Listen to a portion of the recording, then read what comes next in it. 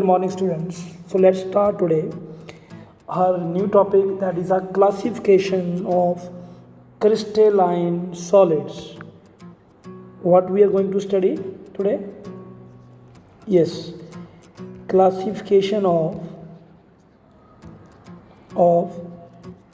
crystalline solids. Okay, so students, this is the topic, classification of crystalline solids. So when we are going to study this one, so previously we have studied that what is a crystalline solid. So we are having usually four type of classification is here. Number one is molecular solids, okay, and number two is ionic solids. What is number two? Number two is ionic solid, okay students, and number three is metallic solids. What we have? Metallic solids. Number four is here covalent solids. What is it? Covalent solids. Okay, once again I am repeating, we are having total four type of solids are there. Number one is there molecular solids, number two is there ionic solids, number three is metallic solids, and number four is covalent solids. Let's explain these all one by one. So number one I am going to explain you about the molecular solids. What is it, beta? Yes, molecular solids. So whenever we are talking about the molecular solid, okay, what we will say, these are the solids where constituent particles, these are the solids where constituent particles are molecule. What is it? Constituent particles are molecules. Clear? That is why they are called molecular solids. Okay students, and just remember one thing, beta, this molecular solid is of three types. Further is of three types that we will discuss one by one. You see, all of you see, three types are there. Number one is molecular solids is of three types. Further, that types I am writing over there. Number one is a non-polar molecular solids. What is it? Non-polar. Okay, and number two is here, beta, polar molecular solids. Number two is polar molecular solids, and number three is hydrogen bonded molecular solids. Clear? Once again, number one is non-polar molecular solids, number two is polar molecular solid, number three is hydrogen bonded molecular solids. Clear? So we will explain these all one by one. So let's start with the number one. Number one is we are having a non-polar molecular solids. What is it? Non-polar molecular solids. Clear? So whenever we are talking about the non-polar molecular solids, before explaining this one, I think all of you knowing very well what are the non-polar molecules. But the non-polar molecules are those where there is no polarity. Okay, no polarity means no separation of charges. No separation of charges. Is that clear to you? So that are called non-polar molecules. Okay. So for example, suppose you know very well F2 is a non-polar, Cl2 is a non-polar because their electron activity is same. Like this way we have studied in a +1 class.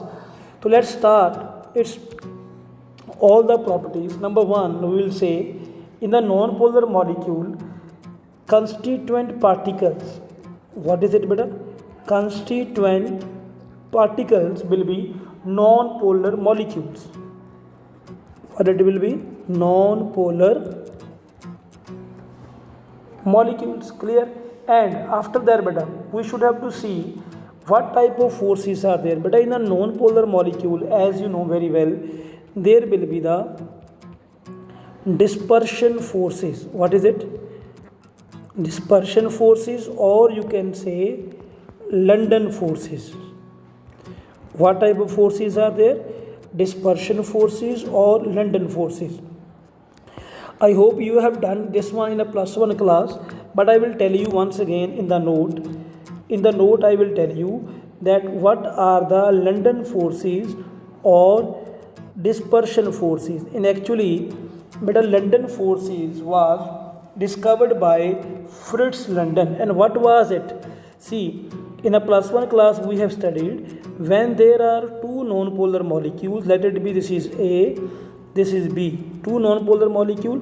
For a moment, some little bit dipole moment came in this molecule for a moment. Okay, this is called momentary dipole. What do you call it?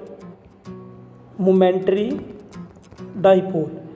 And due to the impact of this one also becomes polar. This one also becomes polar. Is that right? So means what I am going to tell you there, that there is a positive charge, there is a negative charge, and here is a positive charge, here is a negative charge, and between this negative and positive there will be the forces. No bond is here between, but the forces are there. That is called London forces. What do you call it? London forces. So beta, what is the London forces? The forces between the momentary dipole. What is it? The forces between the momentary dipole and along with that induced dipole. What is it, beta? Induced dipole. That is called dipole. That is called momentary dipole, induced dipole forces, or you can say London forces, or you can call it dispersion forces. Is that clear to you? Are you getting my point? Okay, then after that, what to do there?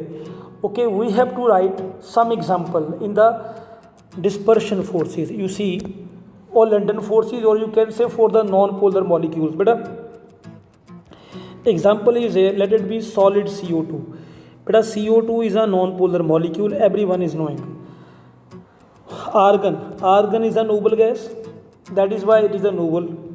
Non-polar. H2 is a non-polar, I2 is a non-polar, CCl4 is a non-polar, CH4 is a non-polar. You know why this CO2 is a non-polar? CO2 is a non-polar because you know very well. Yes, its charges will be cancelled out with each other. Argon is a noble gas. H2 is the same electronegatividity. I2 is both the iodine same electronegatividity. CCl4 symmetrical structure, that is why non-polar. CH4 symmetrical structure, that is why non-polar. Clear? Then after that we should have to see its nature. Usually non-polar molecules are soft in nature. If they are soft in nature, that is why they are having very low melting point. What is it, beta?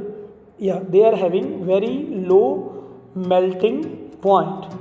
Okay, what is it, beta? Very low melting point. That is why their binding energy is also very low, means less than 50 kilojoule per mole. Okay, less energy is required to break their bonds. And usually one thing more is very important, that they are insulator. But why non-polar molecules are insulators? Insulator because there is no flow of the ions. Okay, students, thank you very much. Now we will meet in a next video.